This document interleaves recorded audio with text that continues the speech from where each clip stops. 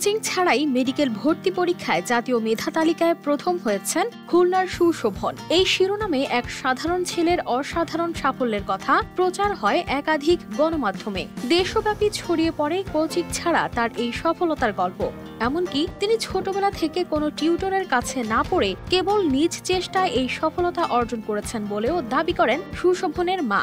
আর ও তো কোনো টিচারের কাছে পড়িনি, ছোটবেলা থেকে কোনো টিচারই না, ও নিজেই এই পর্যন্ত। তার এমন সাফল্যে কয়েকটি কোচিং প্রতিষ্ঠান তাদের শিক্ষার্থী বলে দাবি করা শুরু করলে এক ভিডিওতে নিজের কোচিং এর নাম উল্লেখ করে বিভ্রান্তি না ছড়ানোর অনুরোধ করেন সুশোভন। ক্লিয়ার করে দিতে চাই যে আমি উন্মেষের সাথেই প্রথম থেকে শেষ পর্যন্ত ছিলাম, তাই আপনাদের কাছে অনুরোধ যে আপনারা দয়া করে বিভ্রান্তি ছড়াবেন না। পরবর্তীতে সাময়িক এই তথ্য বিভ্রান্তির দায় স্বীকার করে নেয় জাতীয় একটি দৈনিকও। তবে কোচিং এর পাশাপাশি নিজ অধ্যবসায়ের মাধ্যমে এমন সাফল্যে অভিনন্দনের বন্যায় ভাসছেন অদম্য মেধাবী সুশোভন ও তার পরিবার।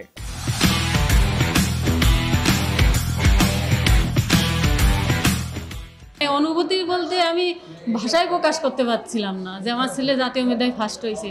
কি বলবো, আমার চোখে জল চলে আসছিল সেই সময় সাথে সাথে। আসলে আমি যে এতটা আনন্দিত, এই যে আমার সারা বাংলাদেশে আমাকে এইভাবে সম্মানিত করছে, আসলে এই আনন্দটা আসলে বলে বোঝানো যাবে না।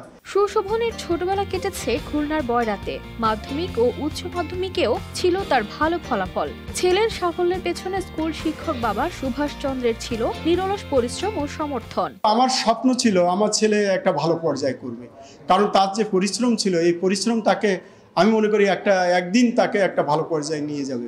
আজকে তার পরিশ্রমের কারণে আজকের এই পর্যায়ে এসেছে। অন্যদিকে সুশোভনের মা বন্দনা সেন ছেলের পড়াশোনায় যাতে ব্যাঘাত না ঘটে তাই স্কুলের চাকরি পর্যন্ত ছেড়ে দেন। ও একা ওরে রেখে চাকরি করাটা ঠিক না, মানে ও মানুষ করবো কি করে, এইটা একা বাসায়।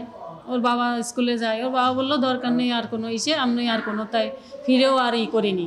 ও পড়তো টেবিলে, মা বসে থাকো, বসেই থাকিছি, ছেলেরা যতদূর পারি সহযোগিতা করেছি। এই অসাধারণ সাফল্যের পেছনের গল্প জানান সুশোভন। মূল বইটা ক্লিয়ার করে নিতে হবে। কনসেপ্ট ক্লিয়ার না হলে আসলে যতই সহায়ক বই পড়ুক, যতই কোচিং করুক, মূল বই যদি ক্লিয়ার না হয় তাহলে আসলে তার কোনো কাজ হয় না, তাদের পরিশ্রমটা আসলে বিফলে যায়। টাইম বেঁধে নিয়ে আমার টপিক অনুযায়ী আমার যেখানে যেখানে সমস্যা ছিল, গ্যাপ ছিল, আমি সেটা বুঝে নিয়ে আস্তে আস্তে ধীরে ধীরে চেষ্টা করতে থাকি। এখন সেটারই ফলই আজকে পেয়েছি।